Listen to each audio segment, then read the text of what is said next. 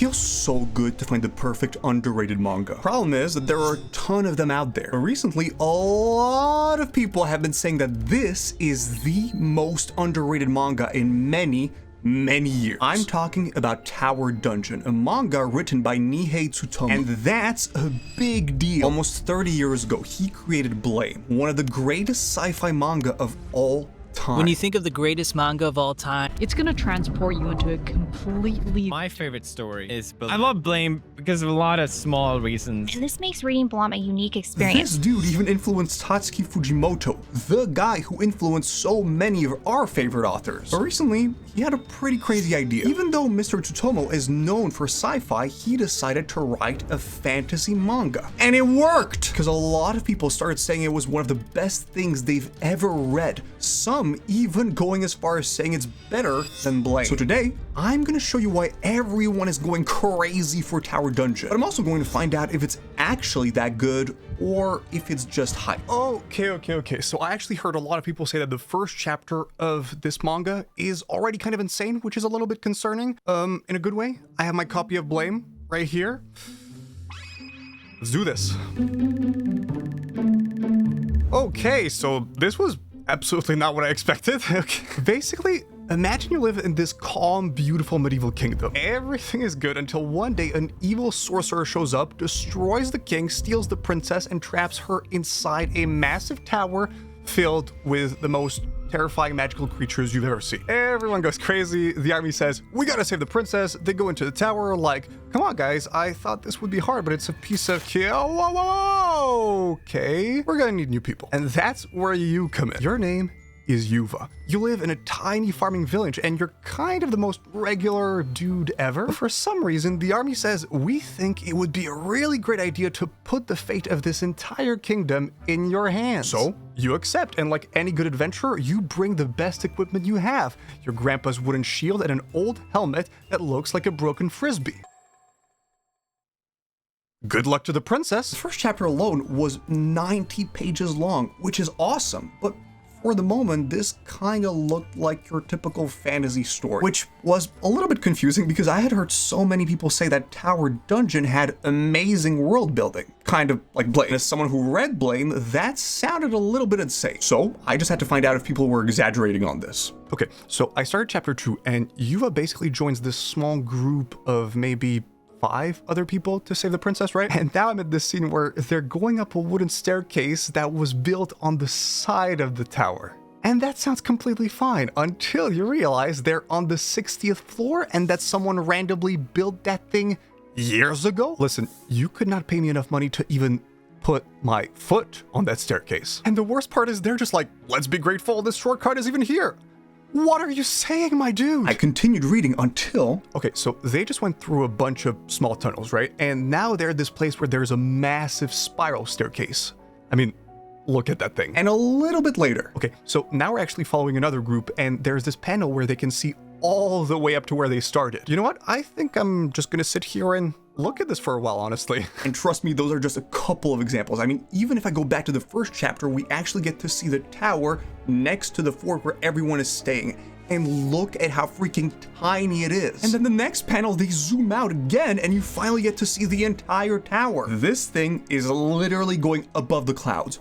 Are you kidding me? While reading this, I discovered that the author actually studied architecture before becoming a manga artist. And it really shows. The truth is, if you've read Blame, you already know that this guy is absolutely broken when it comes to drawing architecture. But what he manages to do with a fantasy setting in Tower Dungeon is honestly kind of absurd. The way this man creates environments is just awesome. And every single time he draws the tower, you can feel exactly how massive and impressive everything is. Dude, like almost every panel makes me want to stop reading and just stare at it. And that never happens to me. I honestly think that this guy might have created the best looking environments I've ever seen in a manga. Now, what about what's inside the tower? I mean, having a bunch of unique and weird monsters is probably one of the most important parts of any fantasy series, right? Okay, listen, these guys meet a lot of creatures, and because I have a pretty terrible memory, I decided to make a list. Check this out. First thing they show you in the series is the necromancer that steals the princess, and I'm sorry, but this thing is terrifying. And this is a few pages later. Yuva is basically feeding chickens, and they look nothing like a regular chicken. But then when they're inside the tower, they also meet this creature that steals their bags, and it almost looks like some kind of lizard person, I would say. Oh, and they can climb on walls, by the way. They got cat people called Nubilians, they've got mouse people called Ratwigs, and at some point we even meet a hooded grandpa magician that's riding a crow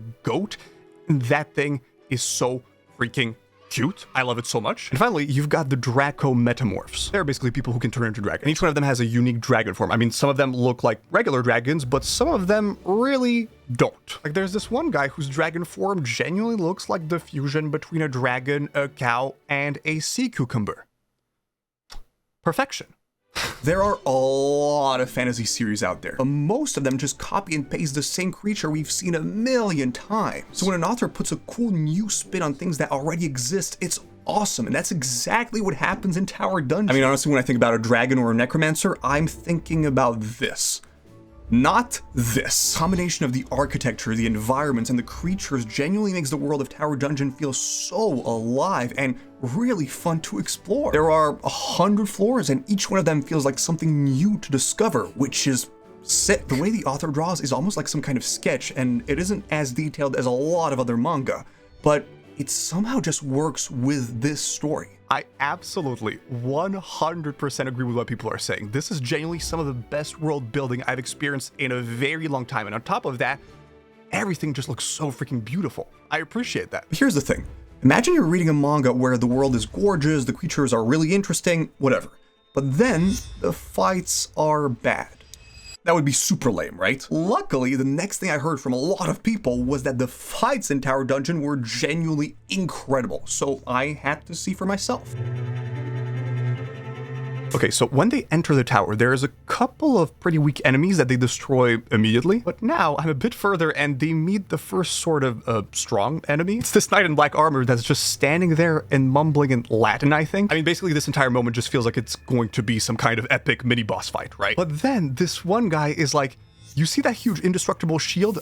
I'm gonna smash it. Another guy gets the knight with an arrow in the face, and then the first guy finishes everything off by slicing it in two. And the entire fight is over in like 2 pages. I thought it was going to be over for a while, but a few chapters later, the author pulled another insanity. So, you know, they're continuing, they're going up the tower, and then bam, there's this insane scene where they fight a group of guards, and Yuva straight up throws a rock at one of them, and it removes half of his skull, and like in the cleanest way possible. Listen, I've read a lot of manga, but this is 100% in my top 10 most brutal moves.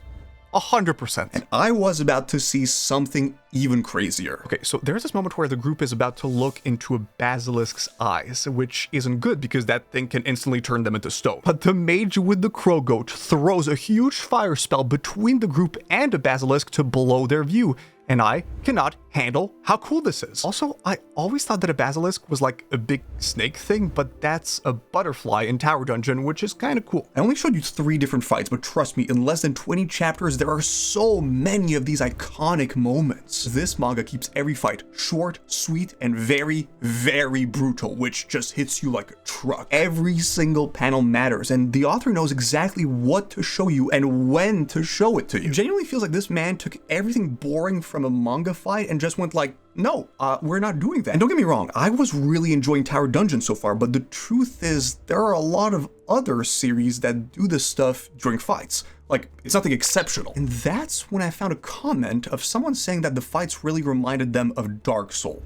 For those who haven't played these games, this is basically the biggest compliment you could give to any manga. So I continued reading because I had to see if that was true. Okay, so I'm in this moment where they're finally fighting the first real big boss kind of enemy. It's this weird mucus insect that looks like some kind of floating person with tentacles and an eye on its neck, which is absolutely disgusting. But anyway, they all had to bring these barrels of salt because apparently that's the weakness of that thing, right? And the concerning part is that nothing that they tried worked against it. So then Yuva has to pull this crazy stunt where he jumps from a pillar to dump the salt on top of the monster, and it works. And that was only the beginning. Okay, so now they get to the 80th floor and they run into a dragon, of course. But this time it's definitely not like the insect thing where they barely managed to beat it, right? They're like, we're not fighting this thing. Thank you. Goodbye. The thing with all these fights is that these guys can't just run in and hit the monsters. They actually need a strategy. And even then, the fights are still really difficult. And once it's over, they're exhausted, they need to rest, they need to heal, and to figure out how to tackle the next thing. At this point, I've seen a few people say that the author is probably a fan of Dark Souls, which is basically the hardest game ever. And I can completely see that.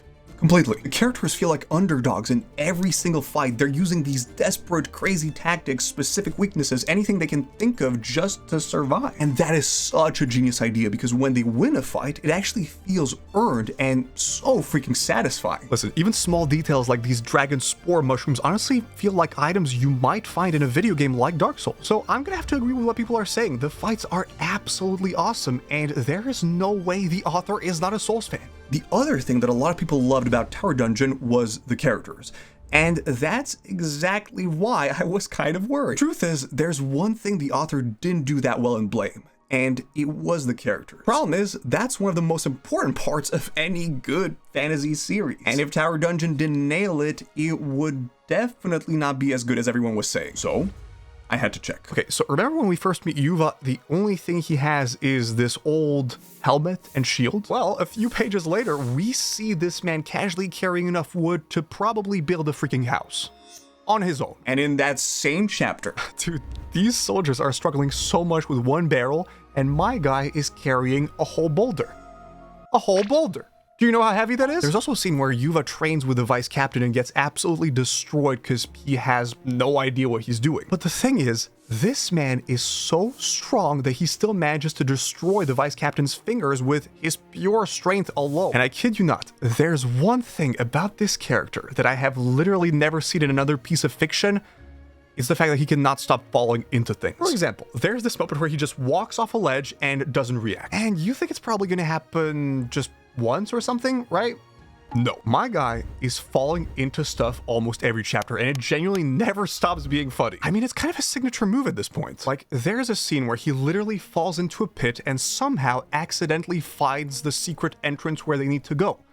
I can't. But he also has two teammates. You've got Eliquo leading the squad. He's super intelligent, but the problem is that he's super stressed and basically overthinks everything. And that's pretty much the opposite of the other member, Lily Sen, who's just like, me see enemy, me fireball enemy. Listen, with all the crazy characters that we're getting nowadays, I understand why some people think that simple characters are boring. But I personally don't think that's true at all. Yuva, Lily Sen, and Eliquo are very simple, but they feel like real three-dimensional characters. They have good sides, but they also have bad sides, and it works. So at this point, we had the strong but goofy warrior, the intelligent but cautious archer, and the powerful but angry wizard.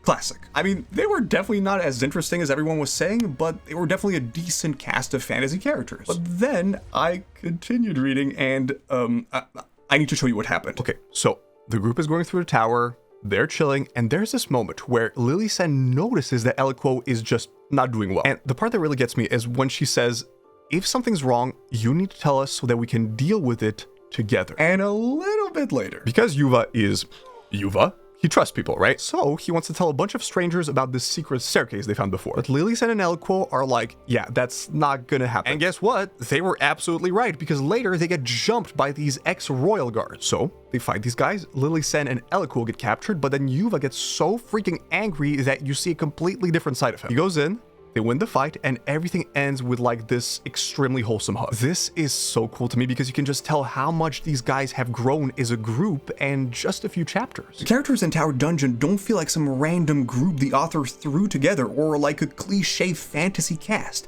They feel like people that actually care about each other and grow with each other. They have real interactions that feel genuine. You get so many of these little moments that could only happen with a group of friends hanging out with each other. And this group development even extends to fights where you can just tell their teamwork is getting better. Listen, I'm kind of shocked to admit this, but I totally agree with everyone. Tower Dungeon does a freaking awesome job with the characters. This is awesome for sure, but to be honest, it wasn't enough to be the most underrated manga in years. And definitely not enough to be better than Blade. Until I found out that there was one last thing people absolutely loved about Tower Dungeon. In fact, this seemed to be everyone's favorite thing about the manga.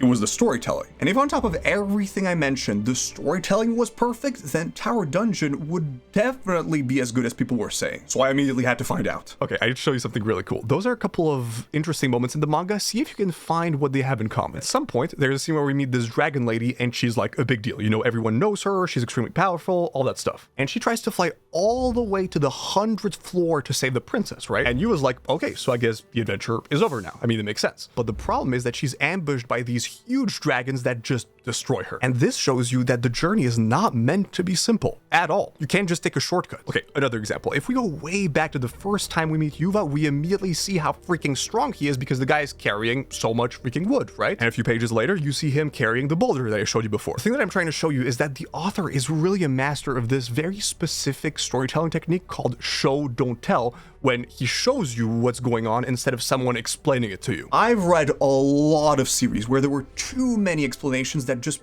weren't necessary, which completely takes you out of the story. One of the coolest parts about Tower Dungeon is that you always understand what's going on even without explanation. I love this so much because it feels like the author respects the fact that we have eyes and that we can figure out things by ourselves. And you know what? Fair enough. A lot of times I can't figure things out by myself, but at least it feels cool that the author thinks I can. And on top of that, he was also using another awesome storytelling technique. Check this out. A little later in the story, you learned that the royal family tried to end all the necromancers in the past. And this character, who basically did a lot of research, says that the past of the kingdom is way darker than he imagined, which is pretty cool because it means that there's so much more crazy stuff for us to discover later in the manga. I mean, now that I think about it, I actually do have a lot of questions. Like, I remember at some point they're walking and one of the characters asks who's lighting the candles in the tower, and I really agree with that question. Who is doing it? The world of Tower Dungeon is filled with these amazing mysteries involving every single thing. It feels like one of these stories where you're put into a world that you know nothing about, and the author progressively gives you tiny pieces of information just at the right moment, which makes the whole thing so satisfying to read. But as I continued reading,